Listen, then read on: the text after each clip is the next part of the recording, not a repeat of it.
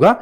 अब अगर मैं देखूं दिल्ली पुलिस कांस्टेबल पे स्केल, तो सैलरी कितनी बनेगी अगर आप, मैं अभी पता करता हूं, जो बच्चे अभी ट्रेनिंग कर रहे हैं जस्ट पहले, तो 45,000 सबको मिल रहे हैं। एचआरए मिल भी नहीं रहा अभी, एचआरए मिलेगा इकट्ठा इनको, पूरा 8-9 महीने का एक साथ आता है, वो एक साथ आएगा, वो इनका बन जाएगा मेरे ख्याल से 21 30%, 28% करीब बनता है दिल्ली के अंदर।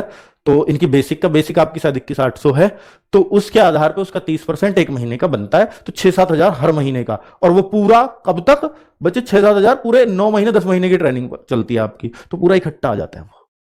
ठीक है, तो भाई ये तो उसके भी नहीं मिल रहे हैं आपको, तो मान लो वो और इसमें जुड़ जाए ना, तो ये 50 पार पहुंच रही है आपकी सैलरी, और जब आपका ड्यूटी लग जाएगी तो 50 पार तो वैसे ही मिलनी है। अब मैं बात कर लेता हूं भाई, ये सैलरी भी बात होगी, सैलरी एक मोटिवेशन होती है बच्चों को। सबसे बड़ी बात है यार, सैलरी से ज्यादा इंपॉर्टेंट आपका एक सीजीएचएस कार्ड बनता है। सीजीएचएस, जैसे आपकी मम्मी पापा, ये ट्रेनिंग में मिल जाएगा, मम्मी पापा कोई बीमार है आपकी फैमिली में से कोई, भगवान ना करे, तो भाई साहब सारा खर्चा इस कार्ड पे होता है, कैशलेस सिस्टम पूरा टोटली।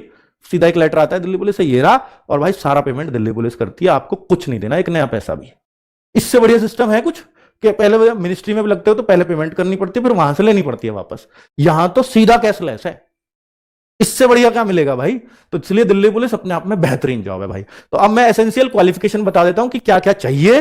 तो देखिए, अगर आपके मम्मी पापा कोई दिल्ली पुलिस में है, तो आपको 3 फायदों में से कोई एक फायदा ले सकते हो। जैसे बता दूं, कोई डॉटर है, कोई सन है दिल्ली पुलिस वाले का, तो या तो आप अपनी एजुकेशन में कि 11th पास भी उसके लिए क्वालिफिकेशन है, अगर आप कोई सन या डॉटर हो,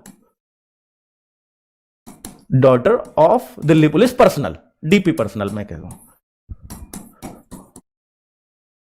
ठीक है भाई, दिल्ली पुलिस के किसी व्यक्ति का अगर कोई सन है या डॉटर है, तो या तो वो इस छूट को ले ले, या वो हाइट की छूट, 5 सेंटीमीटर छूट है हाइट में, अगर उनकी हाइट पूरी है तो उनकी छूट की क्या जरूरत है, इनमें से ले सकता है हाइट। या वो एज की छूट, एज की छूट, एज की छूट है 4 साल, 4 इयर्स, 25 साल है ना वैसे, तो इसमें 29 साल मिल जाती है।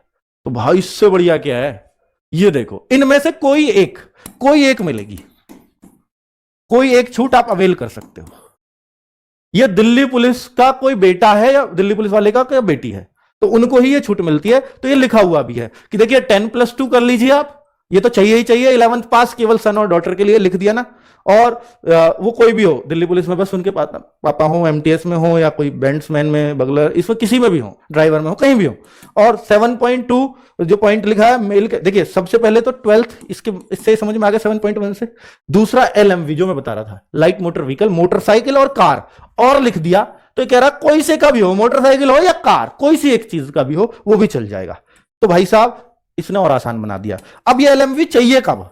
भाई देखो, अब तो ये है कि फिजिकल पे आपके डॉक्यूमेंट्स चेक होते हैं, अब रूल ये बन गया, कोर्ट का ऑर्डर आ चुका है साफ साफ कि अब आप जो है किसी एक स्पेसिफिक डेट का नहीं मांग सकते कि फॉर्म भरने की लास्ट डेट तक हो, नहीं, फिजिकल के टाइम पे आपके हाथ में होना चाहिए। और लर्निंग नहीं चलेगा, लर्निंग तो उसी दिन काट के दे देते हैं ना आपको, ले जाओ भाई चलाओ गाड़ी, 6 महीने के बाद पक्का हो जाएगा। तो भाई एक बात बता दूं आपको कि जब आप बनवाने जाओगे ना, 3-4-5 महीने लगा देते हैं वो, लर्निंग काट के दे देंगे, हो सकता है 6 महीने लगा दें।